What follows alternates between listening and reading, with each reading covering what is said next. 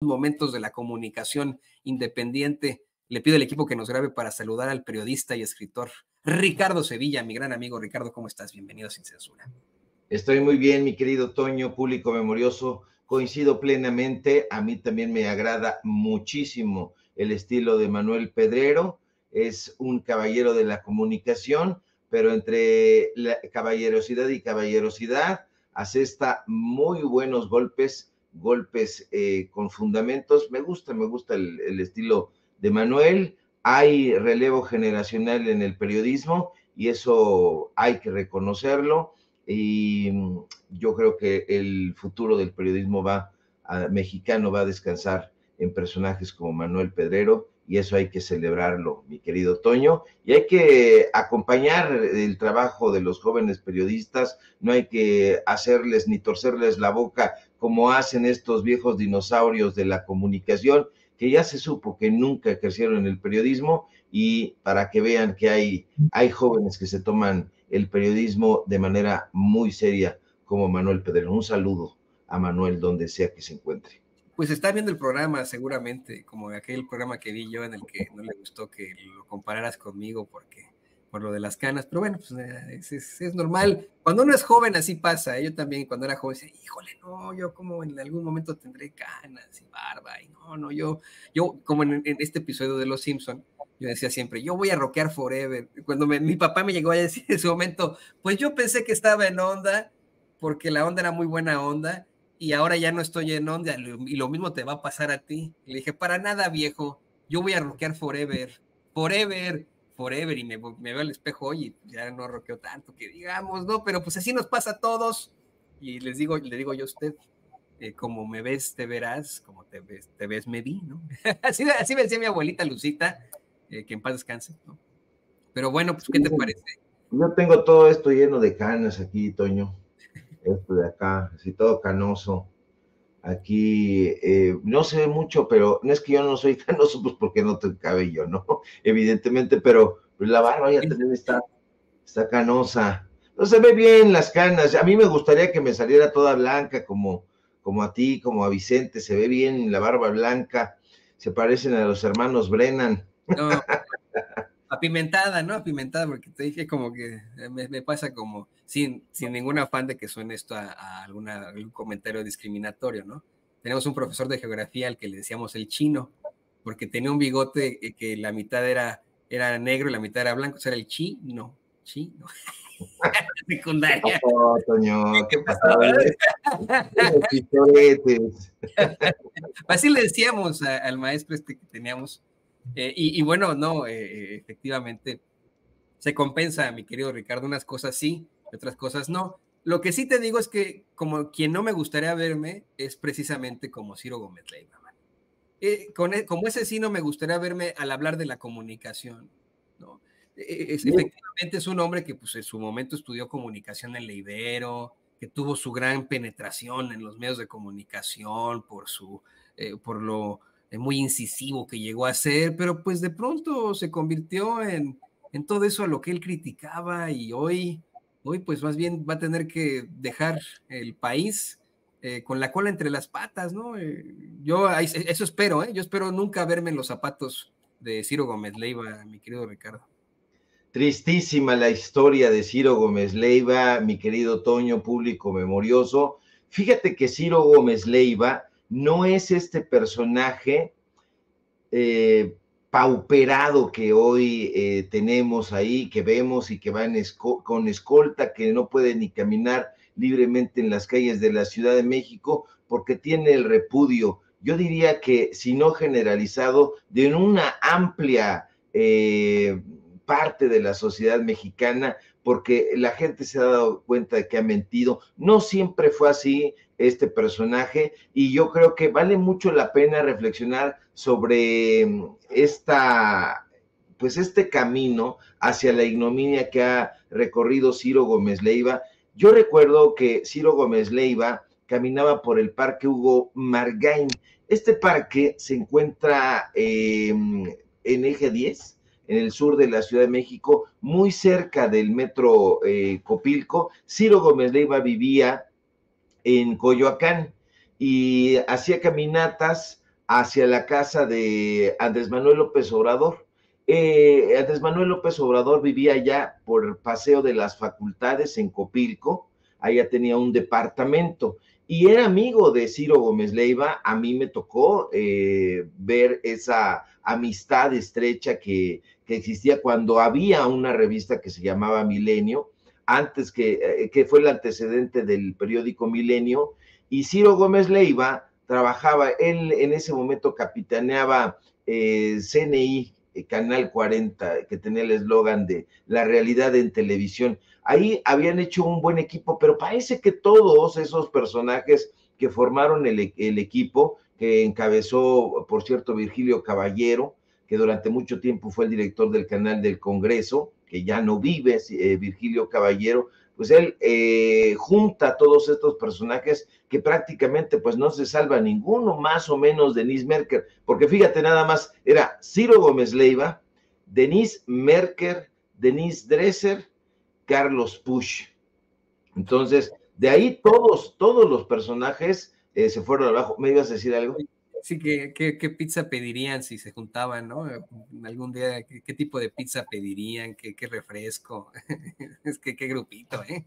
Sí, pero si tú y el público revisa esos programas de debate, fíjate, hasta la propia Denise Dresser era otra Denise. Yo recuerdo una entrevista que le hizo a Sergio Sarmiento y lo pone como campeón. Estaban ellos intentando tener audiencia y en ese momento la audiencia estaba en la izquierda. Yo creo que intentaron irse por esa ruta, lo intentaron bien, me parece, pero poco a poco, como tú bien apuntaste al principio, se dejaron tentar por los medios de comunicación corporativos, y los medios de comunicación corporativos lo que ofrecen es billete, dinero, compran conciencias, y Ciro Gómez Leiva la vendió. Y a mí me da mucha pena porque era un personaje que pues hacía cosas interesantes. Estoy hablando de hace 20 años, Toño, 20, 25 años ya atrás. Este Ciro está completamente descompuesto, desencajado, un personaje que ha incurrido en todos los vicios del periodismo, todos los vicios que afectan la credibilidad de los espacios donde él ha estado, la mentira, la tergiversación, y bueno, pues es completamente notable. Han incurrido incluso en falsedades, muchísimas falsedades, no es solamente Loret, sino todos estos personajes han incurrido en falsedades, han lanzado pronósticos que nunca han atinado, que siempre se han equivocado. Hay presión, ellos mismos se presionan por el reconocimiento, han confundido la farándula con el periodismo, y eso es muy, muy peligroso, porque este deseo de figurar lleva a muchos periodistas, y los ha llevado a lo largo de la historia, a comprometer su ética, y eso se traduce tarde o temprano en una pérdida de confianza pública, porque a la gente no la puedes mantener dándole a tole con el dedo todo el tiempo. Habrá algunos momentos y episodios en los que te salgas con la tuya, pero cuando la gente se entera, pierdes toda credibilidad. Ciro, la manipulación de las encuestas, pues ha impactado negativamente en la recepción que ha tenido.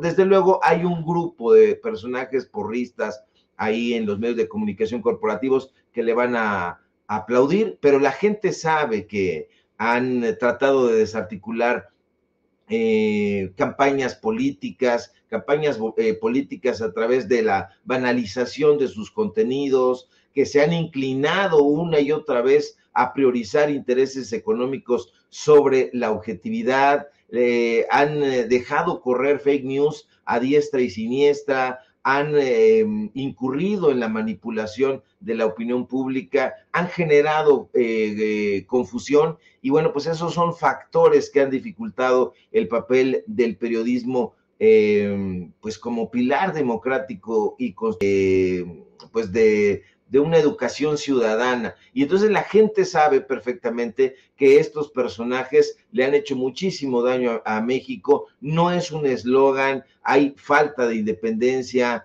hay deseos o intereses económicos que han, insisto, priorizado en favor pues de contenidos sensacionalistas, de contenidos comerciales también, porque eso va erosionando todavía más la credibilidad de estos personajes, su amistad esta que tanto presume con Manlio Fabio Beltrones. Han incurrido ellos, aunque lo critican de dientes para afuera, ellos en realidad son los que han polarizado el ambiente político, han dado juego a estos personajes. Fíjate nada más qué interesante, estaba yo leyendo el comunicado, se va como Pachito Rex. Hay una película que se llama Pachito Rex, es la ironía de un político priista, y bueno, ahí Pachito Rex está dando una conferencia, llamémosle así, está en un podio y dice, me voy,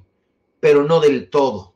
Y entonces están ahí pues aclamándole sus prosélitos, y este es el caso de Ciro Gómez Leiva, que se va a Toño, pero no del todo. ¿Por qué? Dice que se va de Grupo Imagen y en efecto dejará de conducir el informativo que encabeza, pero va a tener su espacio en Excelsior, en el periódico Excelsior, que maldirige Pascal Beltrán del Río. Entonces, seguirá siendo empleado de Olegario Vázquez Aldir. Desde España va a estar muy cómodamente, ya podrá salir a la calle. Los españoles que tanto adoran estos personajes, pues no lo van a cuestionar como si lo cuestiona el pueblo de México. Y es muy triste, me imagino, quiero pensar de esa manera, que tengas que dejar tu país porque pues la gente no te quiere, porque le has mentido, porque le has visto la cara, o por lo menos lo has intentado durante mucho tiempo, que recibiste una estafeta, porque en su momento Ciro Gómez Leiva recibe una estafeta de parte de los periodistas vetustos y decide compenetrarse con ellos, tuvo la posibilidad de hacer otro tipo de periodismo y no lo quiso hacer, lo dejó ir y pues ahí están las consecuencias. Yo creo, Toño, que el retiro de Ciro Gómez Leiva se avecina. Esta es la primera parte del retiro de Ciro Gómez Leiva, lo está preparando. Desafortunadamente para él, y estaba hablando por la herida, él mismo, no podrá circular por las calles de México, tendrá que ir con estas escoltas y dijo, ya estoy harto, mejor me voy a donde nadie me conozca y allá donde no he hecho daño, o por lo menos no saben de mi negro historial, y allá voy a pasar pues el resto de mi trayectoria, porque aquí en México sencillamente no puede estar. Yo tengo mucha pena por ellos porque son como Ricky Ricón, andan en todos lados, en los mejores restaurantes, en los mejores hoteles, viven en penthouses, en las mejores zonas, en las más exclusivas, pero viven en una burbuja, porque si les pican la burbuja, se caen en la realidad, y la realidad es cruda y dura para ellos. El pueblo de México simple y sencillamente no lo soporta. ¿Y sabes qué es lo más interesante? No es el único, conozco a varios, incluso, ¿no? Personas de la clase media alta, clase alta, que no son relevantes, no son personalidades públicas, pero que verdaderamente están aplicando o buscan aplicar con lo que amenazaron cuando iba a ganar apenas el presidente López Obrador las elecciones de 2018, cuando iba a tomar posesión de que se iban a ir a otro país y etcétera, ¿no? Efectivamente, en estos momentos se reporta que pues hay muchas personas de la clase media alta y la clase alta que tienen este odio patológico hacia todo lo que huele a López Obrador, la Cuarta Transformación, y ahora, por supuesto, la doctora Claudia Sheinbaum, que está mudando a España. Y eso me pone a pensar, Ricardo, en pues lo problemático que va a ser para ese país y para el pueblo español, que es un pueblo hermano de México, nos guste o no. Compartimos mapa genético por las violaciones que pues se llevaron a cabo, violaciones sexuales que llevaron a cabo sus ancestros. Pero bueno, le decía, y nuestros ancestros, por supuesto, ¿no? Pero fíjate cómo es que mientras durante la guerra civil llegaron muchos españoles con una idea liberal, con una idea progresista de la vida, nosotros ahora les vamos a estar mandando a nuestros conservadores a España, vamos a mandar a personajes como Ciro Gómez Leiva, a que estén ahí de lo lindo con personajes como Carlos Salinas de Gortari, Enrique Peña Nieto, Felipe Calderón. Es una España en el que efectivamente se reporta que las votaciones de los mexicanos en el exterior del consulado y además los que se hicieron por internet y por correo, pues efectivamente buscaron votar más allá que por el PRI o por el PRD, por el Partido de Acción Nacional en las elecciones presidenciales. Es esta España que según esta Lupita, ¿cómo se llama? Guadalupe Loaesa, esta señora que no tiene verdaderamente perdón de nadie por no haber terminado la secundaria, siendo una mujer millonaria, y ella y su familia, pues no se podía explicar cómo es posible que ganara Claudia Sheinbaum si todos en la clase, en la clase ejecutiva, todos vamos, en la clase ejecutiva del avión, le dijeron que iban a votar por Xochitl, ¿no? O sea, pobre de España, honestamente, ¿eh? Pobre de España porque le estamos mandando a cada energúmeno ahí que pues no llegan con lo, vamos, no le estamos mandando a nuestros mejores, querido Ricardo. No. Ahorita quería decir algo interesante. En esto que menciona sobre la genialidad de Ciro Gómez Leiva, y le voy a pedir al equipo que nos grabe. Personajes como el defensor de los malandros, Ciro Gómez Leiva, que en su momento tuvieron cierta relevancia y genialidad, en estos momentos tienen remedio a pesar de que se vayan a la capital de los fachos, Madrid. No, Toño, bueno, yo quiero decir en mi descargo que nunca hablé de genialidad. Yo creo que ha sido un trabajo decoroso, ha sido un trabajo que no se hacía en aquella época, pero que pronto se difuminó, pronto se puso al servicio de Ricardo Salinas Pliego. Hay que recordar que Ciro Gómez Leiva salió directamente de la Universidad Iberoamericana para conformar las filas él trabajó en una revista que se llamaba Contenido, y después se fue a trabajar al periódico Reforma. Ahí en el periódico Reforma, él no llegó como hueso, le decían en aquella época a los redactores que hacíamos de todo en los medios de comunicación, eso sí, medios de comunicación tradicionales, es decir, me estoy refiriendo a los medios impresos, a los periódicos, a las revistas.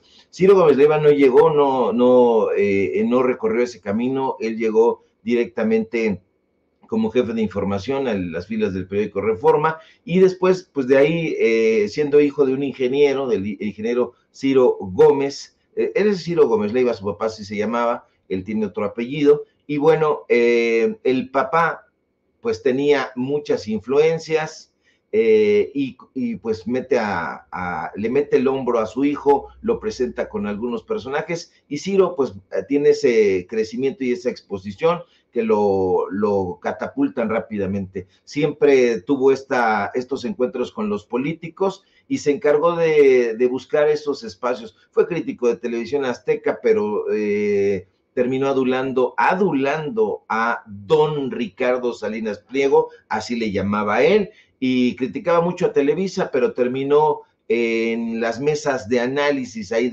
del mentado, ¿cómo se llamaba ese programa? Tercer grado, del mentado Tercer Grado, y bueno, todas aquellas críticas que hizo Ciro Gómez Leiva se quedaron en el olvido, y eso lo convierte en un personaje incongruente desde mi punto de vista.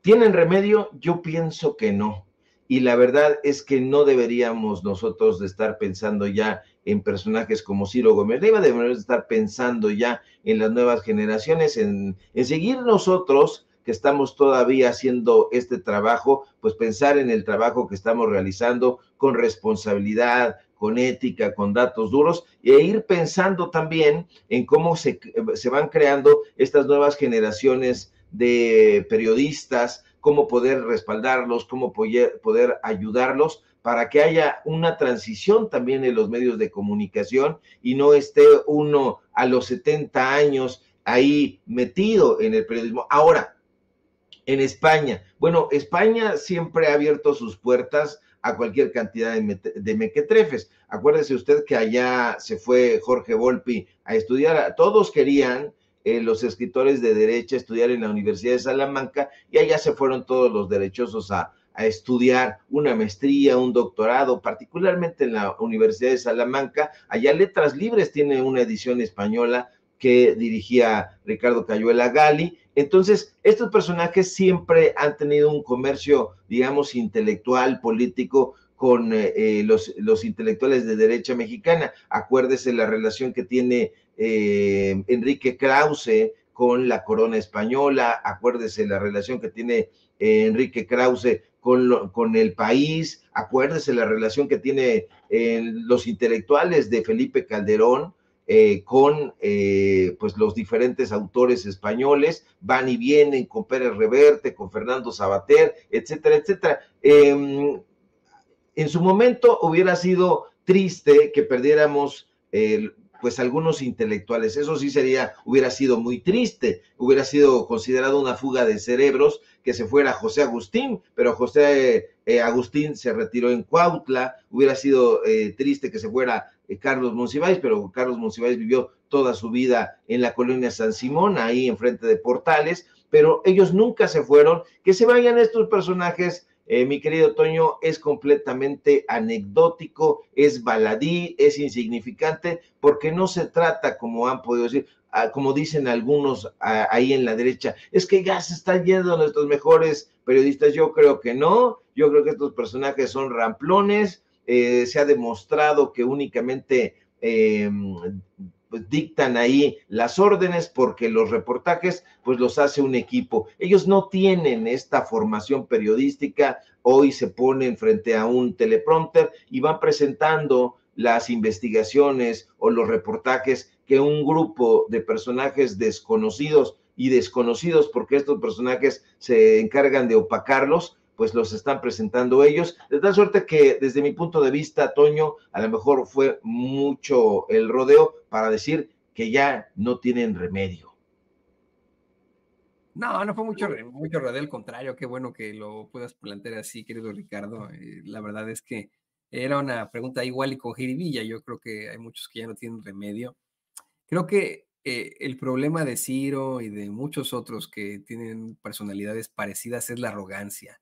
Más allá de que hayan vendido sus conciencias, de que se hayan entregado al chayote o al chayoterismo, más allá de que siempre hayan sido partidarios de la ultraderecha, su serio y altísimo problema es la arrogancia que tienen, el sentirse mejor que los demás. Deja tú ya más allá sentirse mejor que los periodistas independientes, que los cuestionan, sienten mejor que cualquier otra persona.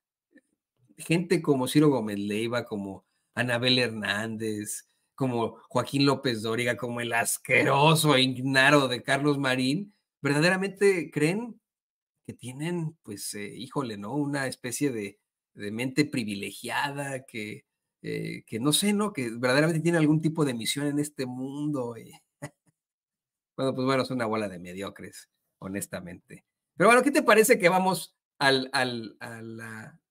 tema también interesante de hoy? Le voy a pedir al equipo que nos grabe. Me preocupa lo que nos vas a contar sobre lo que quiere hacer el PAN ahí en Puebla. Me preocupa que pues esté buscando el Partido Acción Nacional un esquema parecido al Fobaproa. ¿Qué es esto, Ricardo? Cuéntanos.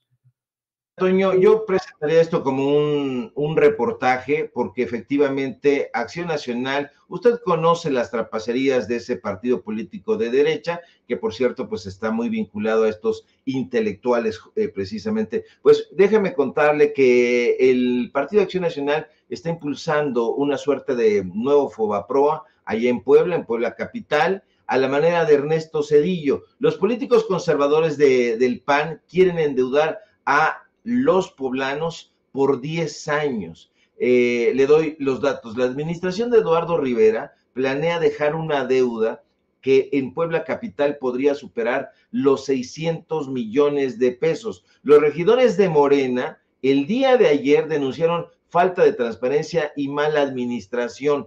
Intentaron ellos hacer una reunión, no pudieron hacerla, fue programada a las 9 de la mañana, me estaba diciendo una regidora, no hubo quórum porque no querían respaldar ni los propios panistas esta idea. Después la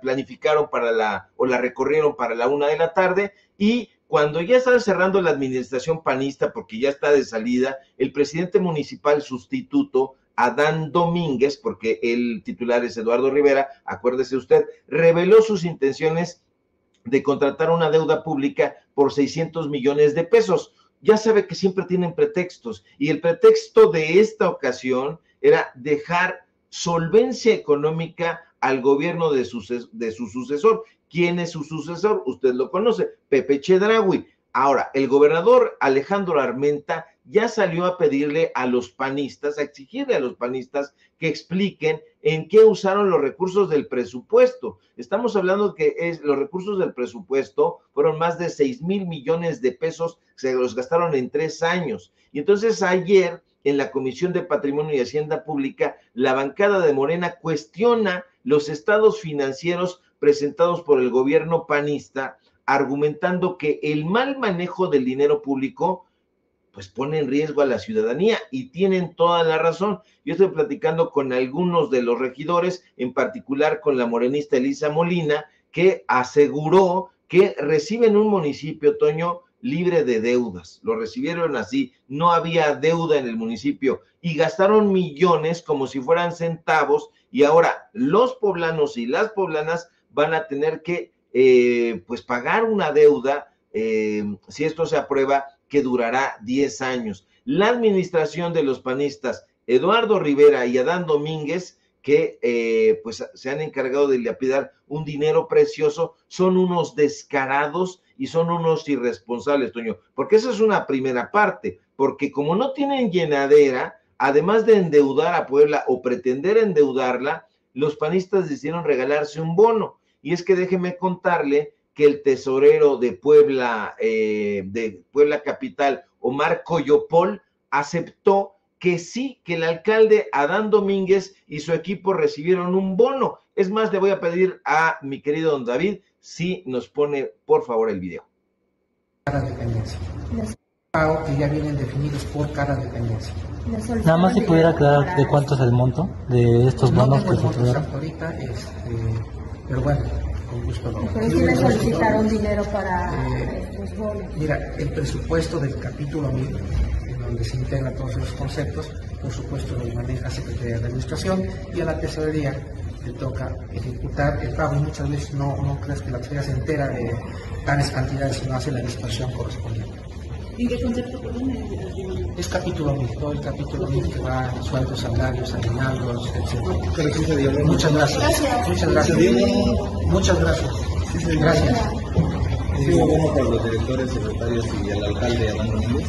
Mira, no tengo cuando se activen las fechas. Pero sí hubo. Seguramente sí hubo bono. Sin embargo, no puedo decir ni siquiera exactamente la fecha porque las quincenas continúan. Bien.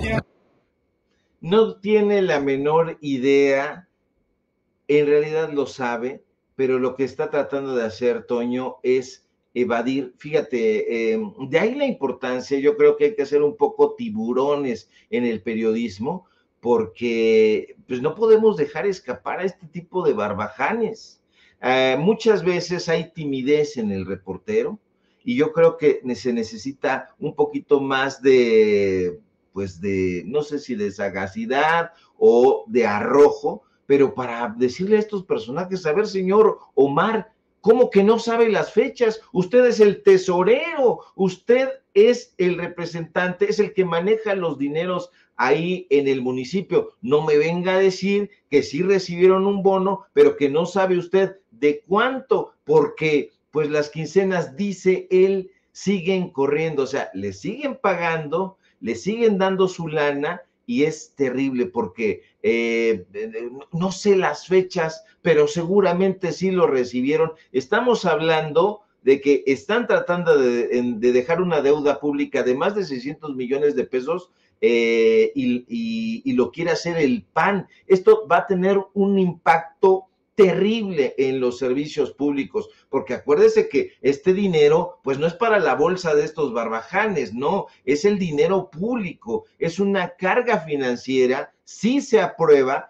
que limitaría la capacidad del próximo gobierno, el de Pepe Chedraui, para invertir en áreas críticas. ¿Cuáles son las áreas críticas? Salud, educación, seguridad. porque una buena parte de ese presupuesto está pensado para destinarse en el pago de esos servicios, de esos proyectos, pero si no, pues se va a tener que destinar al pago de intereses y a la amortización. Es un dineral, Toño, o sea, no se puede permitir que estas cosas queden ahí en el olvido. En los medios de comunicación corporativos, pues están pensando en otra cosa, pero es muy importante asomarse al México profundo, porque si no, ¿dónde va a quedar el dinero para financiar programas de salud, de infraestructura, los temas hospitalarios, la adquisición de medicamentos? Eso podría agravar la ya de por sí amplia brecha presupuestaria en esos temas, que ha sido un problema recurrente en años anteriores.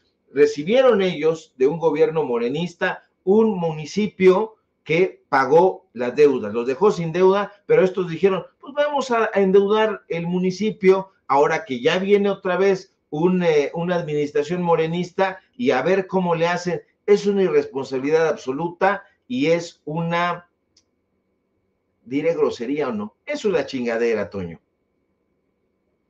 Ten cuidado porque, híjole, se nos han metido ahí los trolls que dicen que a decir groserías está equiparado a asesinar niños. Fíjate. Ah, caray. Y está cabrón. Un señor que lleva días ahí escribiéndome en redes sociales, que es un señor que se encabrona porque decimos pinches groserías y nos la pasamos chingando con nuestras pinches groserías, ¿no? Ya hace rato que estábamos denunciando el genocidio. Está cabrón. Sí, qué cabrón, ¿verdad? Hace rato que estábamos denunciando el genocidio en la Franja de Gaza, dijo que yo estaba al mismo nivel que los genocidas, que estoy asesinando a muchos niños al decir groserías, fíjate. Ten cuidado, pero yo te conmito a que efectivamente tú sigas dándole vuelo al hilachi, por supuesto, te expreses libremente en un medio que se llama Sin Censura. Pero vamos a más sobre esto. Me dice doña Ceci que hay una declaración precisamente de Chedraui ahí en Puebla sobre esto que está ocurriendo. Le pido al equipo que nos grabe. A ver, vamos a ver y escuchar lo que planteó Chedraui, el alcalde electo de Puebla capital. Cubriendo nuestras palabras, infinitamente agradecido con todos y cada uno de ustedes. Nos citamos el día de hoy para comentar sobre lo que ha trascendido en días recientes sobre el financiero que guarda el municipio de Puebla. Primero quiero decirles que nosotros, al igual que ustedes, amigos de los medios de comunicación y los ciudadanos poblanos, no estamos enterados del estado financiero que guarda el gobierno municipal, ni sobre muchas otras cosas que afectan la operación y el día a día del actual gobierno. Sobre la información de una solicitud de un crédito que la actual administración municipal pretende solicitar para cubrir lo que se han gastado y no pueden pagar, les digo que no estoy de acuerdo y creo que no se vale. Pues, ¿qué opinas, Ricardo Sevilla, de todo esto que se plantea? Ya para darle conclusión a tu investigación, ¿de qué va todo esto? Hay que revisar puntualmente los estados financieros. Yo los tengo, no se los quiero presentar ahora porque le quiero decir con pelos y señales, ya sabe, los pelos que me faltan, pero los pelos que ponemos en el entusiasmo periodístico. ¿De qué se va a tratar todo esto? Dice Pepe Chedraui que son algunos trascendidos, ya da su postura, porque justamente lo que quieren hacer es eso, boicotear a la siguiente administración, dejarle una deuda pública para que no se pueda invertir en estos programas, insisto, infraestructura, salud, educación, que son programas prioritarios y programas prioritarios que son el sello distintivo de la Cuarta Transformación, y entonces alertarlo. Qué bueno que él ya está informado de esta situación, pero hay que informar más. ¿Por qué? Porque imagínese usted que el gobierno morenista de Puebla capital asume la administración, se da cuenta de que tiene este endeudamiento y pues va a quedar mal porque va a tener que pagar y no va a poder invertir en esas áreas prioritarias y entonces va a haber desencanto de la ciudadanía. Es una trampa, Toño, es una trampa del panismo. Son corruptos, pero al mismo tiempo son diabólicamente sagaces y entonces dicen, bueno, ¿qué hacemos? Vamos a manchar la siguiente administración, le aventamos, ahora sí que, como decimos en el barrio, la bronca, ellos que paguen, que queden mal con la ciudadanía y él en la siguiente elección regresan con nosotros porque vamos a hablar de su ineficacia, porque evidentemente pues el gobierno morenista buscaría pagar esta deuda, no la iba a conseguir pagar porque es a 10 años, pero sí quedan manchados. Entonces, es una estrategia que van haciendo los panistas mañosamente para que la gente tenga esa percepción. Híjole, está muy mal el tema de la seguridad, no han invertido, está muy mal el tema de la salud, continúa igual, está muy mal el tema de la infraestructura, no han invertido en tal o cual avenida, en fin, es una trampa, son unos mañosos y qué bueno que ya se estén posicionando, pero hay que seguir evidenciándolos porque este tipo de ejercicios los están haciendo en varios municipios. De ahí la importancia de que nos asomemos al México profundo, ese México del que no quieren hablar en la derecha porque nada más están tratando de denostar ahora al gobierno de la doctora Claudia Sheinbaum. Y bueno, Toño, la doctora Claudia Sheinbaum que va firme, que no se deja. Híjole, yo estaba viendo a Reina Aide rápidamente.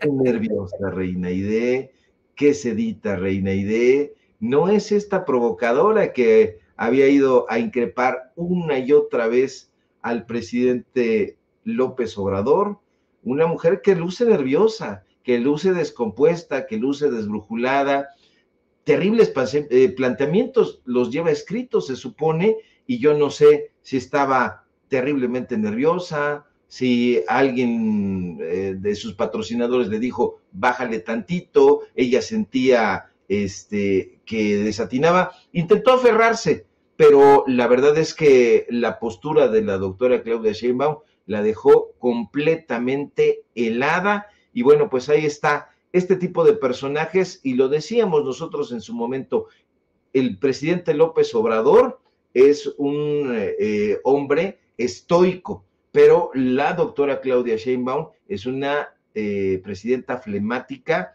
y es muy metódica, y este tipo de divagaciones no van a tener lugar en la conferencia presidencial que ella encabeza. Así que una cubetada de agua fría, ¿qué digo agua fría? Agua con hielos le dieron a Reina Aide y su provocación, mira, se fue por la alcantarilla.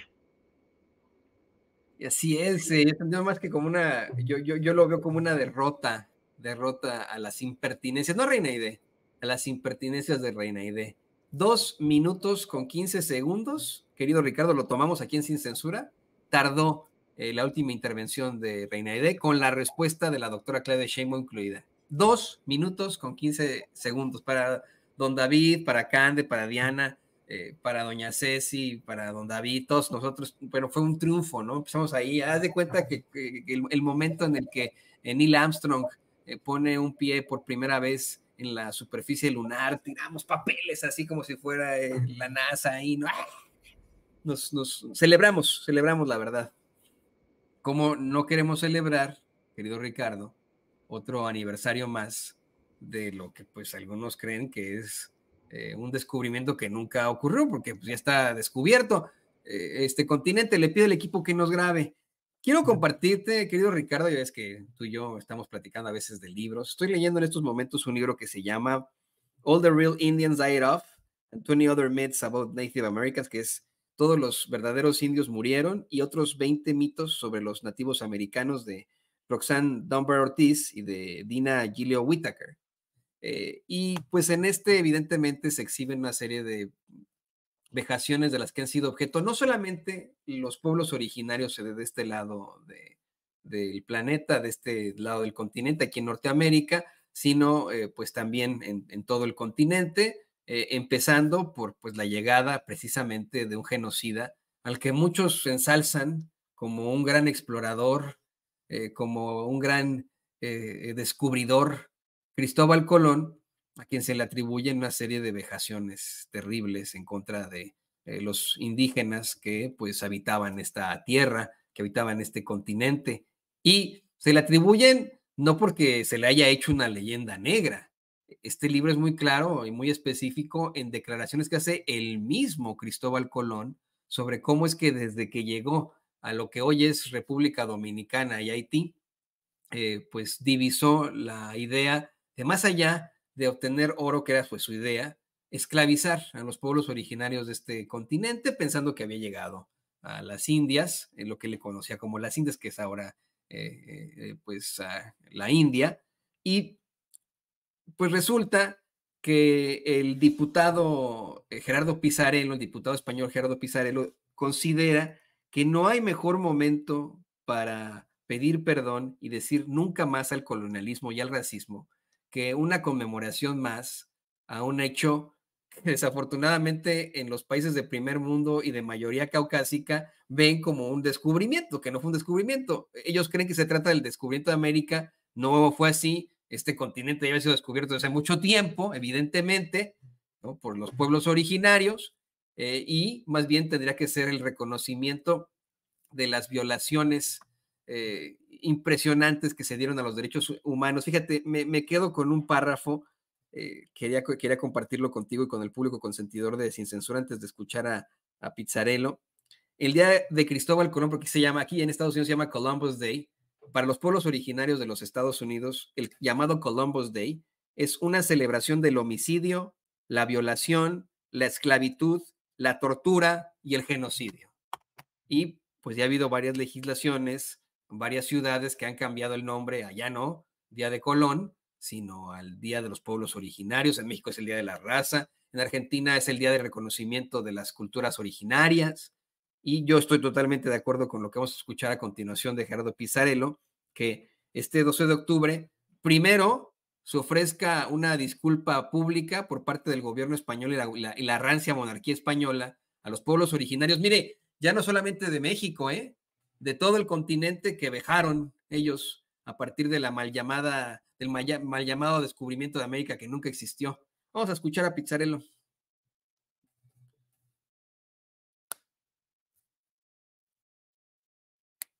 Avergüenza ver la reacción soberbia, arrogante de Vox y del Partido Popular a la petición de la presidenta Claudia Sheinbaum de que se pida perdón a los pueblos indígenas de México por los crímenes coloniales. En pleno siglo XXI parece que las derechas radicalizadas le hablan a América y le hablan a África como si fueran los nuevos encomenderos. Actúan como si estuvieran orgullosos de las matanzas y torturas de niños, de mujeres producidas durante la conquista. Por lo tanto, digámoslo claro, alguien que mantiene esa mirada racista y clasista sobre el pasado no puede tener una mirada respetuosa y fraternal sobre el presente y sobre el futuro. Quienes mantienen esa mirada racista y condescendiente con otros pueblos son los mismos que desprecian a sus propias gentes. Por eso da igual que sea la Casa Real, el Ministerio de Exteriores o el presidente del Gobierno. Hay que pedir perdón, como han hecho otros países con pasado colonial. Hay que pedir perdón, como acaba de hacer la propia presidenta de México respecto de los crímenes de Estado cometidos en su país en 1968. Y el 12 de octubre es una ocasión propicia para hacerlo, para reconocer los crímenes del pasado y para trazar un nunca más al colonialismo y al racismo, para abandonar la soberbia y poner por delante los lazos de amistad, de respeto que nos unen a millones de mujeres y hombres del otro lado del océano. México, en nombre de todos los pueblos de América Latina y de África, nos ha dado esa oportunidad y este 12 de octubre hay que aprovechar. Para darle un poco más de contexto, querido Ricardo, querido público consentidor, quiero compartirle lo que escribió Colón en su bitácora tan pronto llegó a esta isla que después conocían como la Española, si no me equivoco. Bueno, cuando llegó ahí a República Dominicana y Haití. Esto lo escribió él, esta es su memoria, este es su bitácora, no le estoy inventando yo nada, ni estoy tratando de satanizar a un personaje, esto lo escribió él. Escuche. Nos trajeron loros y bolas de algodón y lanzas y muchas otras cosas que nos cambiaron por las cuentas de cristal y los cascabeles de los halcones. Voluntariamente cambiaron todo lo que poseían. Eran bien formados, con buenos cuerpos y hermosas facciones. No llevan armas y no las conocen, porque les mostré una espada, la tomaron por el filo y se cortaron, ellos mismos por su ignorancia. No tienen hierro, sus lanzas están hechas de caña, serían excelentes sirvientes. Con 50 hombres podríamos subyugarlos a todos y obligarlos a hacer lo que queramos. Fíjese que antes de que este cabrón hijo de la chingada llegara a este continente, se dedicaba al tráfico de esclavos para Portugal. Eso es lo que hacía Cristóbal Colón. Y en esta intención de pues, buscar otra ruta hacia lo que él pensaba que eran las Indias, ignorantemente, él más bien lo que estaba buscando era oro, más allá que esclavizar personas, que de todos modos fue una situación horrenda, porque cuando efectivamente llega ahí a República Dominicana y Haití, este desgraciado, ve que los pueblos originarios, estos indígenas originarios que estaban ahí, utilizaban, pues, vamos, ¿no? Ornamentos de oro en pues una isla que no tenía tanto oro, lo que provoca que los esclavicen, los aterroricen como sociedad, hacen que, vamos, que ya como esclavos, mediante la llamada encomienda, les tengan que dar ciertas cuotas de oro, o si no, empiezan a aterrorizar a sus familias, a matar a sus hijos, a cortarles las manos, al grado de que llegaron a exterminar al 95% de la población indígena en esta zona. Se reportan pues suicidios masivos, infanticidios, debido al terror que les causaba la crueldad de los españoles y de, pues, en ese momento, Cristóbal Colón. Yo, Ricardo, no sé qué opines tú, totalmente de acuerdo, no solo en que se ofrezca una disculpa, sino que se tiren todas las estatuas de Colón que se encuentren en cualquier parte del mundo, que no se vuelva a recordar el nombre de este sujeto como un navegante explorador, sino como el genocida hijo de la chingada esclavista que era, así como Hernán Cortés y muchos otros. Creo que es un momento en el que la historia tiene que reescribirse por lo que verdaderamente ocurrió. E insisto, ahí están los datos. Esto lo escribió Colón, todo esto lo dice la gente que lo conoció. Fray Bartolomé de las Casas, ahorita nos lo va seguramente a comentar Ricardo Sevilla, lo explicó, explicó estas vejaciones claramente. ¿Cómo se llamó? Creo que se llama el Tratado de Indias, ¿no? Es algo que no nos estamos sacando de la manga. Tiene que reescribirse la historia, no con lo que dijeron los vencedores, sino con lo que verdaderamente es, y tiene que haber reparaciones. Te escuchamos, Ricardo. Así es, mi querido Toño, pues tocas un tema muy apasionante para mí y yo creo que para todo mexicano. Yo creo que voy a lanzar una pregunta provocadora, pero Octavio Paz decía, y no se equivocaba, aunque no tenía toda la razón en el laberinto de la soledad, que nosotros somos los hijos de la chingada. Se refería a que somos hijos de la violada. Somos hijos, por un lado, decía Octavio, siguiendo a Samuel Ramos, hijos de la Malinche o de Malintzin, y por un lado, hijos de Hernán Cortés. Pero resulta que el padre violó a la madre, y yo creo que nunca un hombre debería violar ni violentar a una mujer, y todo eso, como tú bien apuntas, Toño, lo vemos expresado en sus propias palabras. Estas no son mitos, no, decía Leo Perutz, un gran escritor al que yo admiro bastante por su ironía y por su claridad, que para que tú puedas exhibir a una persona, lo único que tienes que hacer es ponerla frente al espejo. Si usted quiere saber todas las cochinadas que hizo este sujeto, aquí las tiene, en el diario de a bordo de Cristóforo Columbus. Aquí le ponen Cristóbal Colón porque está castellanizado, pero era un aventurero, buscador de oro, genovés, era italiano, y aquí vienen todas las atrocidades en el diario de a bordo. ¿Quiere saber más chingaderas? Lea usted este otro libro, Las cartas de relación de Hernando Cortés. Aquí va a encontrar, como dice Toño, por su propia lengua, todas las atrocidades que hicieron. Así que deben pedir perdón, por supuesto, más a Gomara. Aquí está, porque le hemos entrado esto. Aquí va a encontrar usted cualquier cantidad de atrocidades, que es la conquista de México, Tenochtitlán. Este tipo de obras y otras muchas van a enriquecer a usted en su visión, y estos personajes en estos diarios van contando todas las masacres, todas las humillaciones, todas las vejaciones, todas las violaciones, todos los saqueos, y se ponen como mártires. Evidentemente, pues de eso no quiere hablar absolutamente nada Enrique Krause, que prefiere irle a besar los tompiates a la corona española. Yo ya sabe que si me toca una fibra sensible, me tiendo. Así que yo estoy completamente de acuerdo, Toño, no solamente con este planteamiento que hacen los diputados españoles, sino con el sentimiento del mexicano, de la mexicana. Nosotros hablaríamos holandés si hubieran venido los aventureros holandeses, hablaríamos portugués si hubieran venido los portugueses. Llegaron aquí una serie de personajes que hablaban castellano, el propio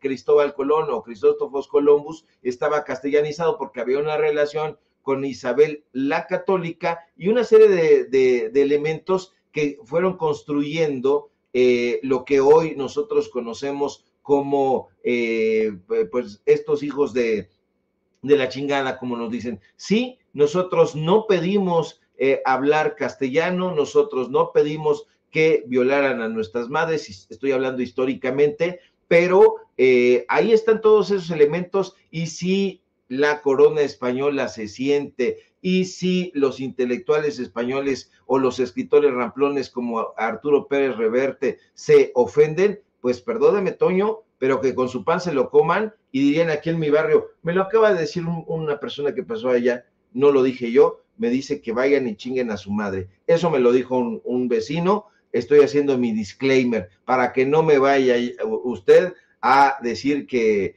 estoy diciendo malas palabras, pero la verdad, y también de mi parte que vayan y chiflen a su flauta, Toño.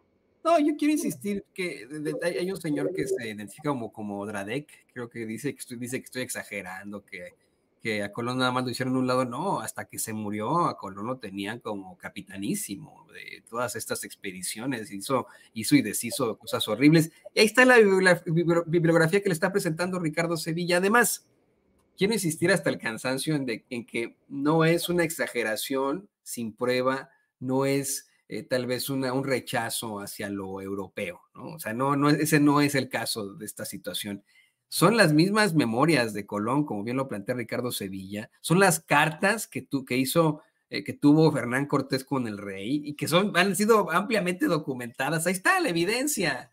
Ellos en su momento, el tiempo en el que ellos vivieron, efectivamente, creían que lo que estaban haciendo era correcto, ¿no? O sea, de verdad, y pensando que lo que hacían era correcto, como por ejemplo hoy el genocidio que se lleva a cabo en la Franja de Gaza, que no va a ser recordado como algo correcto, obviamente, para la historia, como este caso, ¿no?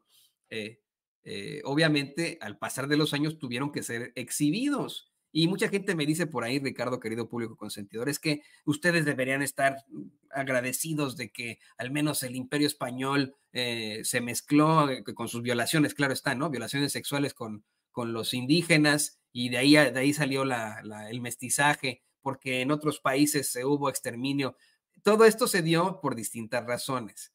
Se da por cuestiones climáticas en Norteamérica, por ejemplo, que no pudo haber este tipo de mezcla, de este tipo de mestizaje. Se da también por la diferencia entre las culturas. El Imperio Mexica era, pues, evidentemente una cultura muy avanzada, muy desarrollada, con sus propias instituciones en las que, hasta cierto punto, efectivamente, por cuestiones de poder y de poder obtener tierra, y esto también se trata en este libro que le acabo de comentar, con la finalidad de que hubiera un vínculo incluso sanguíneo, y hubo matrimonios entre nobles europeos, nobles españoles y nobles indígenas. O sea, esa es la única realidad. No es que nos hayan perdonado, ¿no? O que ese imperio haya sido muy bueno, todo lo contrario. Mientras acá efectivamente había exterminios horrendos por parte de los recién llegados acá a estas tierras en Norteamérica, en el Imperio Español utilizaba una figura espantosa llamada el aperramiento, con el que perros enormes de caza, pues eran utilizados para torturar a muerte a una persona cautiva, en este caso nuestros pueblos originarios. Entonces, las vejaciones se dieron al por mayor, y ahí están las evidencias de la gente que los conoció, de ellos mismos, de sus propias declaraciones de puño y letra. Querido Ricardo, bueno, efectivamente es un tema que nos apasiona muchísimo, pero vamos a tomarnos una amlodipina y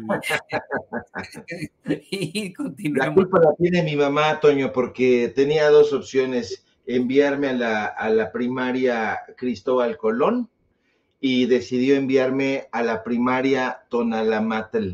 Yo estudié en la escuela primaria Tonalamatl, el calendario de los días, qué rica historia es el Tonalamatl, ya se lo contaré en algún momento, y yo fui toda mi primaria en el Tonalamatl, así que estoy muy agradecido por eso, y deben de tener vergüenza las élites españolas. Estábamos hablando de esto que dice Toño, de que estamos en contra y rechazando a los europeos, ni el gen europeo, ni nada de esas tonterías tan reduccionistas. Estamos hablando de que deben de pedir perdón, porque desde la época esta de la conquista espiritual y de la imposición del idioma castellano no han dejado de chingar. O sea, y se lo podemos ir presentando momento a momento. Aquí muy cerca estaba el canal de Santa Anita, que en las crónicas de Guillermo Prieto él presentaba como muy similar, y que no, en belleza no le pedía absolutamente nada allá al canal de Venecia, lo describía el más bello,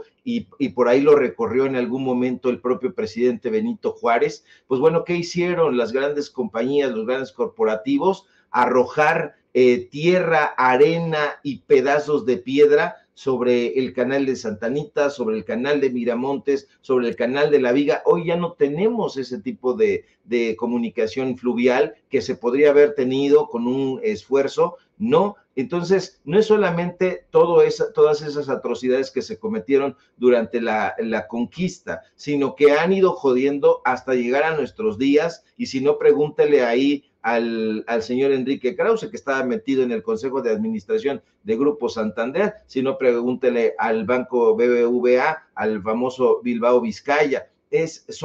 Estamos hablando de vejaciones en la actualidad, y ahora son vejaciones económicas. Evidentemente, pues estos personajes intelectuales de opereta van a ir y van a lamer las suelas de estos conquistadores, de estos aventureros, pero nosotros no. Nosotros los vamos a mandar a chiflar a su flauta las veces que sean necesarias. Y lea esto. Si usted dice, bueno, es que no hicieron atrocidades, lea este tipo de trabajos, porque ellos lo dicen y lo reconocen y lo apuntan con su propia letra. No son interpretaciones, no son cosas que nosotros estemos diciendo. Ahí están ellos. El pez por su propia boca muere, mi querido Toño. Vamos a quitar estas estructuras. Hice esa cara cuando dijiste lo de la primera Cristóbal Colón, por una situación que luego platicaremos, que tiene relación con su servidor. El Colegio Cristóbal Colón, que primero estuvo en Sadi Carnot, luego se pasó a Lomas Verdes, pero también está la Escuela Cristóbal Colón de la Villa, todos de lasallistas. Mira, de verdad me preocupa mucho que le hayan puesto ese nombre siendo lasallistas. Creo que de las órdenes más salvables, y eso que tenía obviamente representantes espantosos como Limón Serrano, que se llama este tipo, los lasallistas son pues los que más se salvan, ¿no? Pues son maestros, no son sacerdotes, son religiosos, pero no son sacerdotes. Aquí en Kansas City conozco a un hermano lasallista, ya muy adulto mayor, muy anciano, que sigue pues atendiendo a las personas en situación de calle. Tienen ahí, él administra una casa para apoyarles, constantemente me lo encuentro en las manifestaciones que están del lado correcto de la historia, por ejemplo, contra el genocidio, en contra de las ejecuciones de afroamericanos específicamente en este estado, ¿no? Y pues le erraron ahí al ponerle ese nombrecillo de un genocida, que sí es genocida. Pero bueno, Ricardo, ya platicaremos de eso después, porque tú y yo podríamos aventarnos 5 programas ahí, ¿no? Y, y las horas aquí. O 6. Para que sean pares. Para que sean pares. ¿Por qué no nos compartes también tus redes sociales? Además de agradecerte, como siempre, estas muy interesantes intervenciones. No, al contrario, mi querido Toño, gracias por el espacio, como siempre, y por tendernos con estos temas que son también de la mayor relevancia. Y hoy, justamente, que en la conferencia presidencial también se está tratando de recuperar la memoria histórica, hay que recuperar todos estos episodios para analizarlos y ver por qué están las cosas como están. Estudié en el Tonalamatl y estudié en la secundaria Guadalupe Victoria. Pues nada más ahí, y estaba en la calle de Pascual Orozco, o sea que todo me llevaba por el camino de la patria, aunque se enojen los hijos de la jijurria. Y bueno, Sígueme, por favor, en mis redes sociales, en X, @SevillaCrítico, en Facebook, Ricardo Sevilla, así nada más. Sígueme en Paralelo 24, en Los Datos Duros. Hoy tenemos informativo en punto de las 9 de la noche y, por supuesto, aquí en La Familia Sin Censura, donde no hay guión, no hay libreto. Toño me pone los temas y pues yo trato de ir ahí cabeceando como mejor puedo, y yo le agradezco mucho la deferencia porque me pone a pensar. Grandes temas, mi querido Toño, muchas gracias, muchas felicidades, y estamos pendientes a la información. Querido Ricardo, al contrario, qué bueno que podemos desarrollar esto, y pues ahí buena la mancuerna. Mañana nos vemos, mañana vienen más temas, ¿sale? Vale. A mi compañero, a mi gran amigo Ricardo Sevilla, escritor y periodista aquí en Sin Censura. Y bueno, pues le pido al equipo que nos